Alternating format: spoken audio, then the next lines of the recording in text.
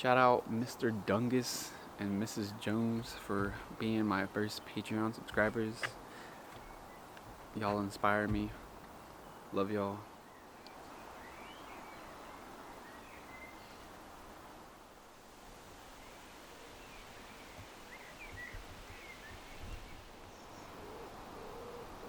Hello. Welcome to episode 1 of 56K Day. I'm going to use this episode to reflect on my lifelong journey with games and I guess the internet. It all starts off on a 100-acre farm. My father was an early adapter of computers. We had a Gateway 95. Forgot what the computer would have been before that because we had MS-DOS, but I remember Gateway computers mostly being in our household. My parents used to talk about how I could type my name before I could write it. Quick side note, which is I'm always on a side note, but man, when I hear people talk about like lag on anything nowadays, I'm like the picture used to load like this. Anyways, so the first game I can remember, I can't remember because I know it was on MS-DOS and I know that I used to have to do something to play it. A family member used to make a comment about how I was like 3-4 years old and how I was able to like beat levels and how that fascinated them. And then alongside of having a computer, we had, I think, pretty much every early system, or at least the Super Nintendo, Nintendo 64, the Sega Dreamcast are the main ones I remember from my childhood, as far as like my early adolescence. Then Windows 95 comes out, and I remember there's a couple games that obviously there was like pinball, but then past that, I remember there being a game being like Mirror Man? No. What was it called? I think there was a movie made about it too, but it was, you just started running and it was like very like linear, in the sense of like, who is his name? Mirror Man? Edge Man? Invisible Man? Something like that? I think Invisible Man's like the closest I'm gonna get. But there's that game, which I just remember being particularly creepy, but also like interesting at like such a like the internet in general is like the internet in general has always surprised me in the sense of just how much access anyone at any age could have, and I was there for the genesis. Like for example, our whole family was on what I consider the first virtual reality a game, or I don't even call it a game, but like for lack of a better word, a game called Avatar. Here's what it looks like.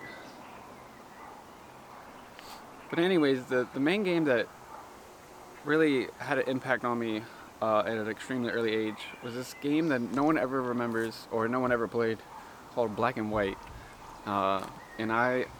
It's like for all intents and purposes you're a god, but it's like Sims, or like where you just get to create stuff, or maybe I guess Minecraft to a certain degree. But I remember it being particularly eerie because not only was there no achievements or concepts to obtain or to move towards, you just kind of made things and then the world exists. And I don't even really remember there being background music. I think there was just kind of what you're hearing now, I guess, just like ambiance noises, an owl, birds, and there was really no bells and whistles. It was just you created things, and it kind of had me into. It kind of reminds me of a time, or it reminded me that not too long ago there wasn't music devices, or it was often more quiet than not, and maybe so much like eerily so.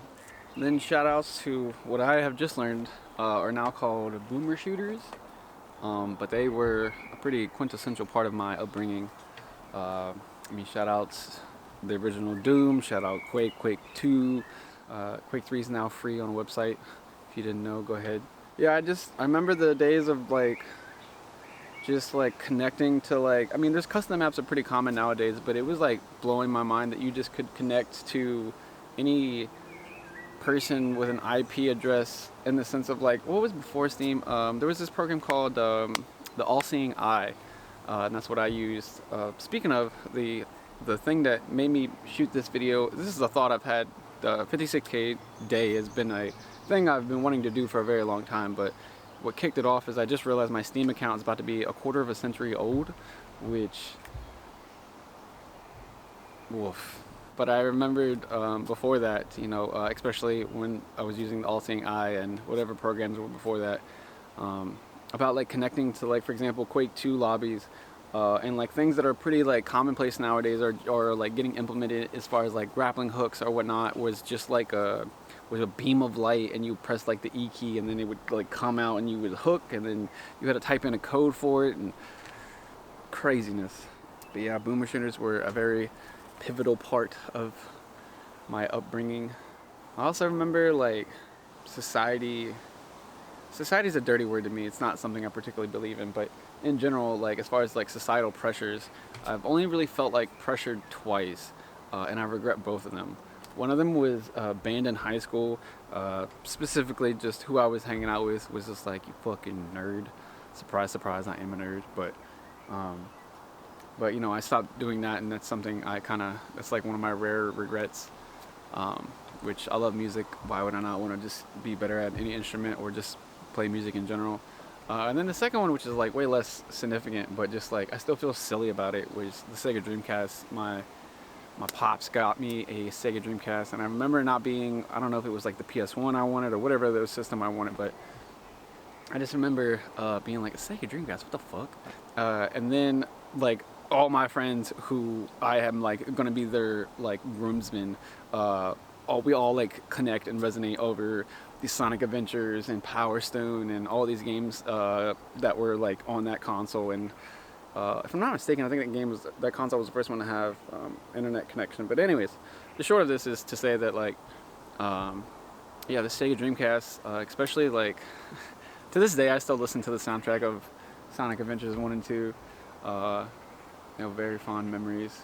Yeah, and then I've played so many games since then that the games I play today aren't the games I played back then. But the other two ones, like, I swear, a Mandela like thing I'm misremembering, but like I want to get it on camera because I'm pretty sure this thought's about to escape me forever, even though I don't even think it's real.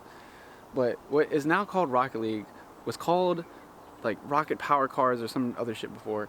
And I swear, like, before the turn of the century, or maybe soon after, there was some like tech show, like where they showcasing what they're working on or whatever. And so like everybody's bringing in whatever's new technology at the time. And I swear that there was the Rocket Power Cars demo at one of those tech shows that I was at when I was like whatever, again, like sub 10 or whatever, like, or when I was younger than 10 or whatever.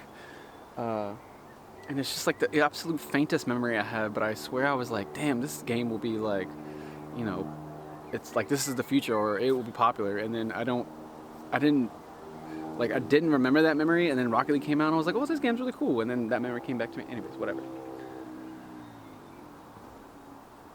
And then the only other game, and the last game I want to give shine to, that was pivotal in my life. Pivotal maybe in a bad way, but like, Diablo 2 specifically. It was the first time where I recognized that my brain really likes video games, because I never gotten to the point to where I wasn't like bathing or anything when it comes to video games, but yeah, I was starting to skip like final exams and I would just keep playing and whatnot. And I was like, when I failed, failing classes is what I do, but when it was like the first time I had failed where I could have simply not by going to taking the test, and I was like, fuck it, whatever, I could, whatever.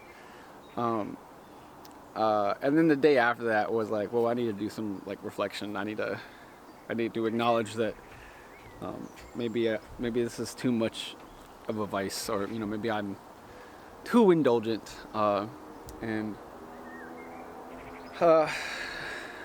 I think I've gotten it. Rent's getting paid, but I don't know. It was the first wake up call, I suppose. But man, it's so hard though, because like one, I think my brain's suited for it, and two, humans had not had that much like access to like consistent stimulus, and truly like the first pioneer. Like I was, you know, I've had a computer in my hand as my earliest memory, and so, you know, I don't know. I somewhat am making. It feels like I'm making excuses, but I also feel like I was like not well equipped to handle, um, you know, what is now considered an addiction in some countries. But yeah, that was episode 1. I will reflect on the importance of gaming in my life in future episodes. Alright, peace.